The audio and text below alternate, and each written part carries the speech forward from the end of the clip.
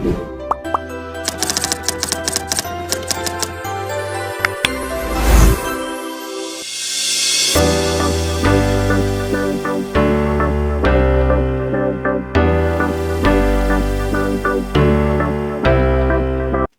हिंद दोस्तों, आज का लेक्चर नंबर 4 सप्लाई एनालिसिस। आज हम लोग पढ़ने वाले concept of cost and revenue. बहुत सिंपल कॉन्सेप्ट है। कॉन्सेप्ट ऑफ कॉस्ट, कॉस्ट क्या रहेगा सर? तो कोई भी बिजनेसमैन को जब बिजनेस करना होता है, वो बिजनेस करने के लिए, उसको गुड्स प्रोड्यूस करने के लिए कुछ कॉस्ट लगता है। अब बिजनेसमैन को कुछ प्रोड्यूस करने के लिए क्या रिक्वायरमेंट होता है? तो फैक्टर्स का रिक्वायरमेंट होता है। तो क्या क्या फैक्टर्स है? तो लैंड, लेबर, कैपिटल। एंटरप्रेन्योर को क्या क्या रिक्वायर्ड है? Land, labour, capital. लैंड के ऊपर क्या होता है? रेंट होता है। लेबर के ऊपर क्या मिलता है? वेजेस होता है। कैपिटल के ऊपर क्या होता है? इंटरेस्ट होता है। तो ये जो रेंट है, वेजेस है, इंटरेस्ट है, ये तीन ही चीज क्या होता है? Cost of production. और ये कॉस्ट ऑफ प्रोडक्शन के बेसिस पे ही आपका गुड्स क्या होता है? प्रोड्यूस होता है।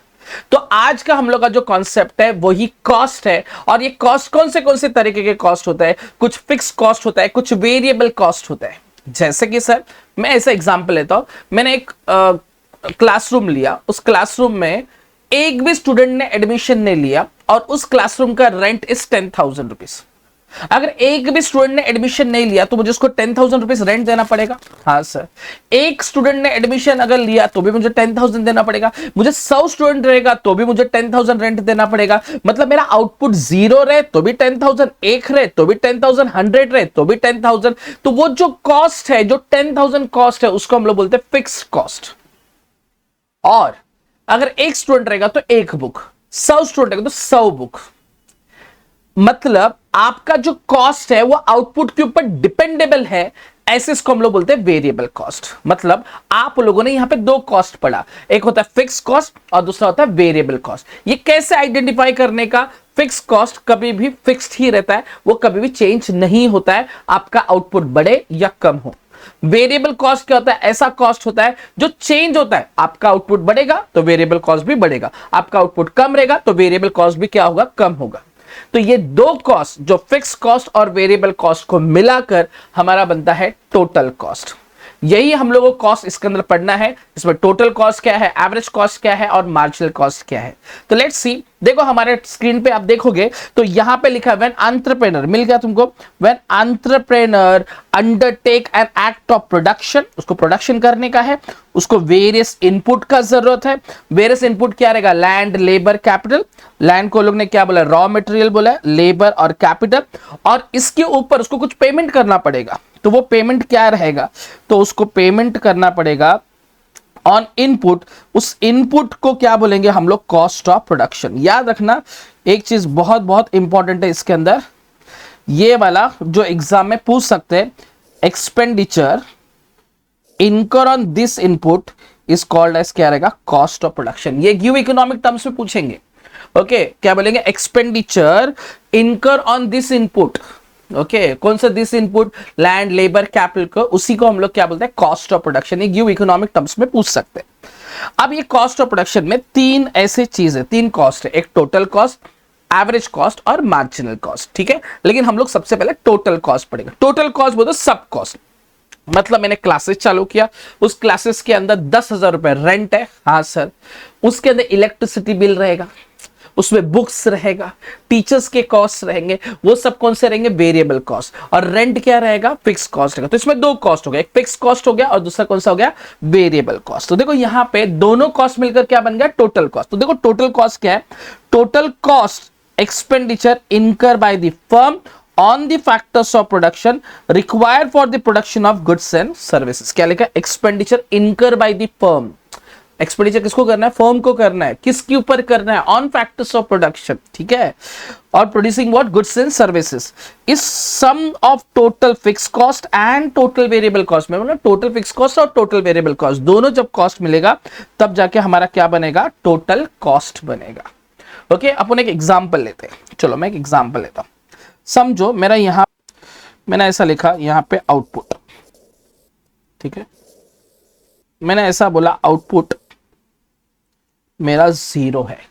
ठीक है, तो मेरा टोटल कॉस्ट विल बी, समझो मैंने ऐसा बोला 1000 है। अगर एक आउटपुट हुआ तो मेरा 1100 हो गया, 2 आउटपुट हो गया 1200 हो गया, 3 आउटपुट हो गया 1300 रुपया हो गया। तो मुझे यहां पे एक चीज कॉमन दिख रहा है, क्या? जब मेरा 0 आउटपुट था तो ये 1000 था, तो ये भी मेरा कितना रहेगा 1000। इसको मैं बोलूंगा टोटल फिक्स कॉस्ट।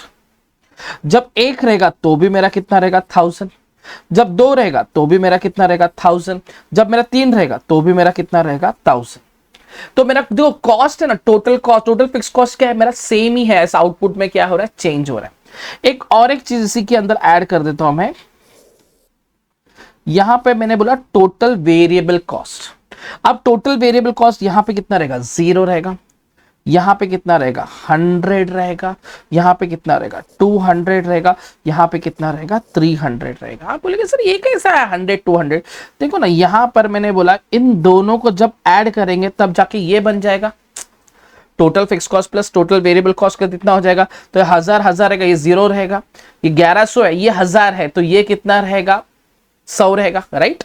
तो ये दोनों को, तो इधर तुम देखो, इधर मेरा आउटपुट में क्या हो रहा है, चेंज हो रहा है, तो वेरिएबल कॉस्ट भी क्या हो रहा है, चेंज हो रहा है। ठीक है, अब हम लोग इसी को स्टेटमेंट में देखते हैं। देखो क्या लिखा है, देखो इधर क्या लिखा है, total fix cost are those expenses of production which are incurred on fix factors such as, कौन सा रहेगा लैंड, दूसरा कौन सा रहेगा मशीनरीज, मतलब फिक्स कॉस्ट रहेगा, फिक्स फैक्टर्स रहेगा। ठीक है, अब वेरिएबल फैक्टर क्या रहेगा, तो variable factors are those expenses of production which are incur on variable factors.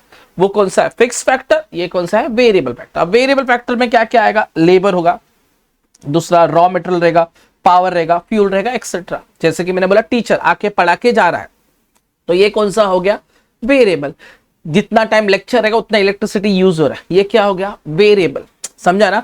तो ऐसे जो कॉस्ट होता है जो आपका चेंज होते रहता है आपका आउटपुट केस के अंदर, उसको हम लोग कौन सा बोलेंगे, वेरिएबल कॉस्ट बोलेंगे। ठीक है, अब लेट्स सी, ये समझ में आया। तो मेरा यहां पर तुम लोग अगर देखेंगे तो टोटल कॉस्ट बोला तो क्या रहेगा, तो total cost include total fix cost plus total variable cost. यहां पे तुम फॉर्मूला भी देखेगा, टोटल कॉस्ट में क्या आएगा, टोटल फिक्स कॉस्ट प्लस क्या रहेगा, टोटल वेरिएबल कॉस्ट रहेगा। अब यहां पर आता है average fix cost. What is average fix cost?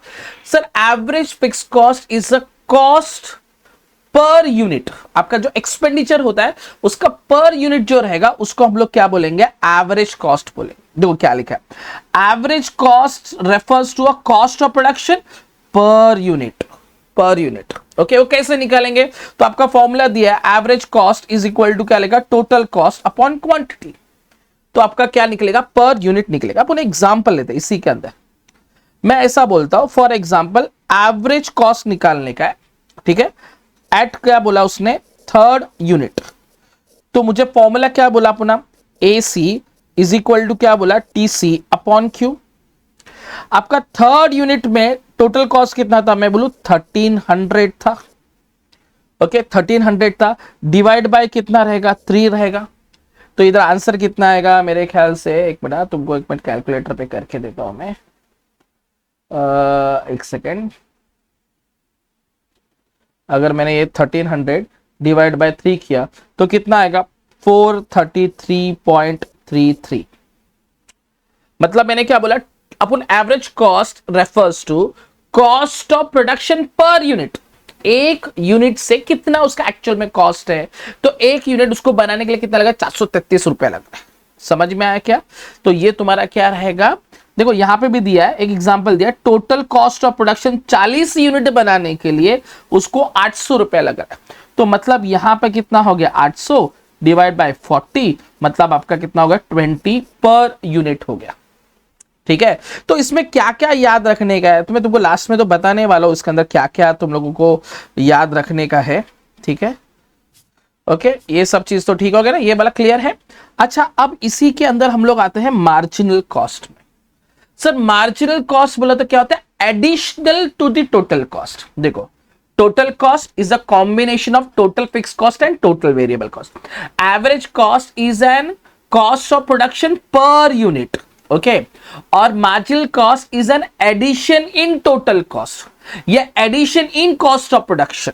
देखो यहां पे लिखा है marginal cost is the net addition made to the total cost by producing one more unit of, क्या लिखा है, आउटपुट, वन मोर यूनिट। एक एग्जांपल लेते हैं, समझो, मैं ऐसा बोलता हूं, यहां पे एग्जांपल लेते हैं, थोड़ा सा अच्छे से समझेगा तो बहुत मस्त है ये कॉन्सेप्ट।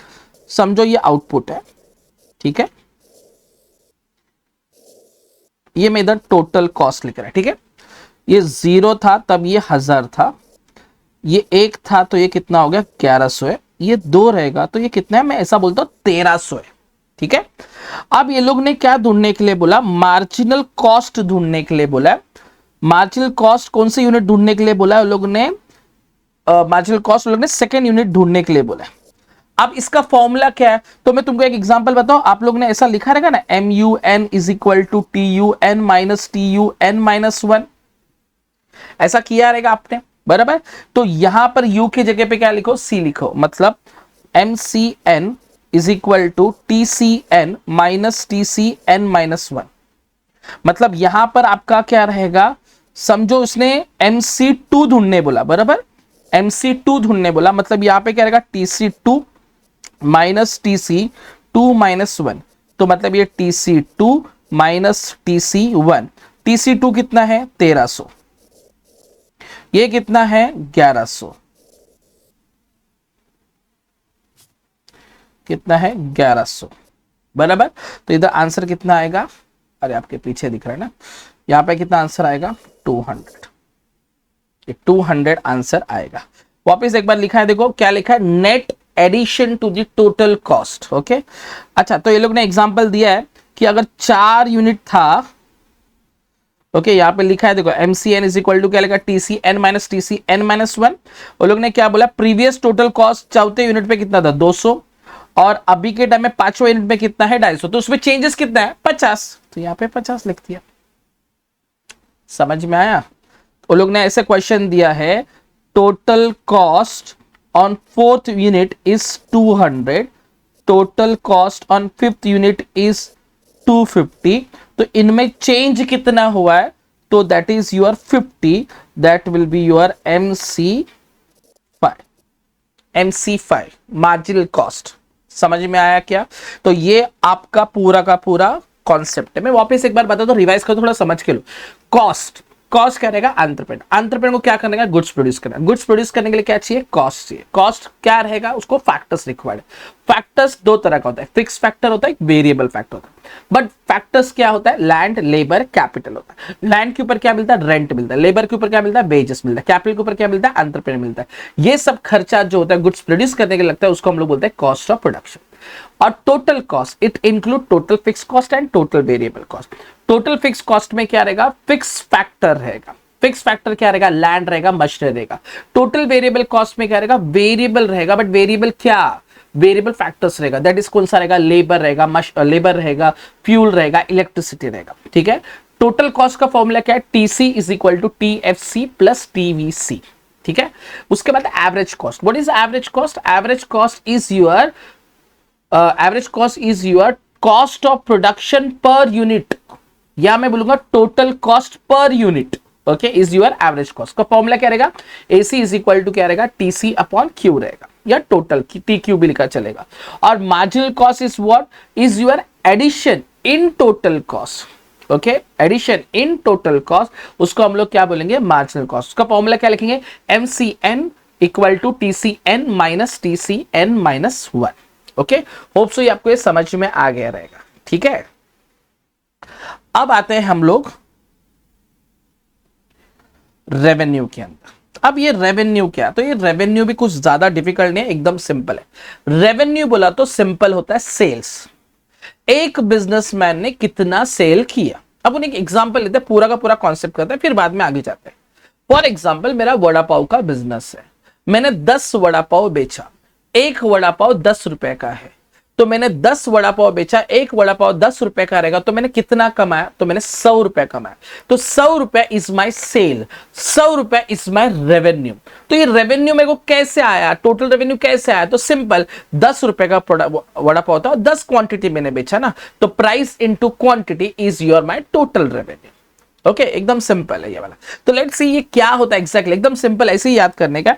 देखो यहां पे मैंने बोला रेवेन्यू मतलब क्या होता है, receipt obtain by the firm from the sale of certain quantity of commodities at a given price. ठीक है, the concept of revenue related to total revenue, average revenue and marginal revenue. वैसे cost में भी था, cost में भी तीन चीज था, total cost, average cost and marginal cost. आप बोलेगा व्हाट इज टोटल रेवेन्यू, मैंने बोला सेल जितना हो गया। क्या लिखा, total revenue is the total sale proceed bye the firm by selling a commodity eight a given price. Obviously कुछ ना कुछ प्राइस रहेगा, कमोडिटी बेचा रहेगा, बेचने के बाद जो पैसा आएगा उसी को अपन सेल्स बोलेंगे।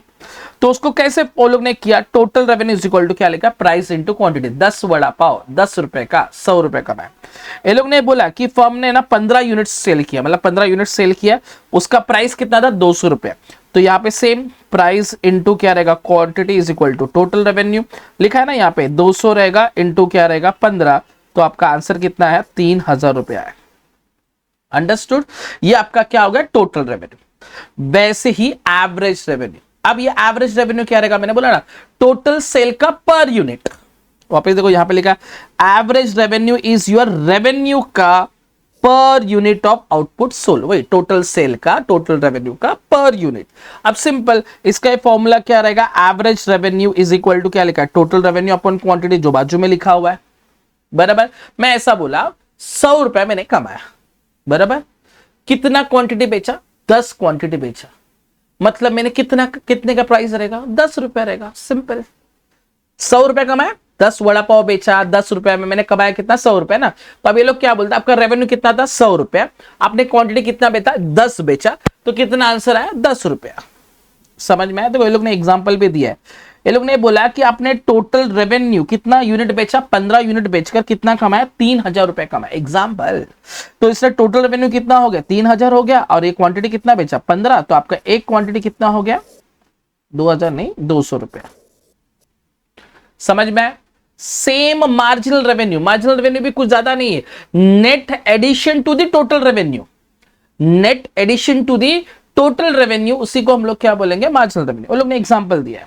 अब वही सेम याद रखना, मैं तुमको इधर लिखा था MUN is equal to TUN minus TUN minus 1 है, वहां पे U की जगह पे क्या लिखो R लिख दो। ओके, आप U की जगह पे थोड़ा सा R लिख देंगे तो आपको वो आंसर आ जाएगा। ठीक है, मतलब फॉर्मूला वो आ जाएगा। देखो यहाँ पे लिखा MRN is equal to TRN minus TRN minus 1। अब ये लोग ने एग्जांपल दिया कि 20 टेबल बेचा कितने में 4000 में, 21 टेबल बेचा कितने में 4200 में, 20 टेबल बेचा 4000, 20 टेबल बेचा 4000 रुपए कमाया, 21 टेबल बेचा तो कितना 4200 कमाया, तो additional to the total revenue कितना हो गया 200, राइट। तो ये लोग ने यही किया 4200 माइनस 4000 इज इक्वल टू क्या रहेगा 200। तो एकदम सिंपल कॉन्सेप्ट है, एक बार क्विक रिवीजन कर दो, थोड़ा समझो, एकदम सिंपल है। अपन ने कॉस्ट के बारे में पढ़ा तो उसमें 3 चीज रहेगा, टोटल कॉस्ट, एवरेज कॉस्ट और मार्जिनल कॉस्ट। टोटल कॉस्ट के अंदर 2 चीज रहेगा, टोटल फिक्स कॉस्ट और total variable cost. Total fix cost के अंदर फिक्स फैक्टर रहेगा, टोटल वेरिएबल कॉस्ट के अंदर वेरिएबल फैक्टर रहेगा। Total cost is equal to क्या रहेगा, total fix cost plus total variable cost. Average cost क्या है, total cost per unit, AC is equal to TC upon Q। Marginal cost क्या है, addition in total cost, MCN is equal to TCN minus TCN minus 1। Same to same यहां पर total revenue is what, sales. Sales कैसे निकालेगा, price into quantity. फिर average revenue क्या रहेगा, average revenue is total revenue per unit जो sold किया, that is AR is equal to TR upon Q। उसके बाद आपने क्या किया, marginal revenue is a net addition to the total revenue, that is MRN is equal to TRN minus TRN minus 1।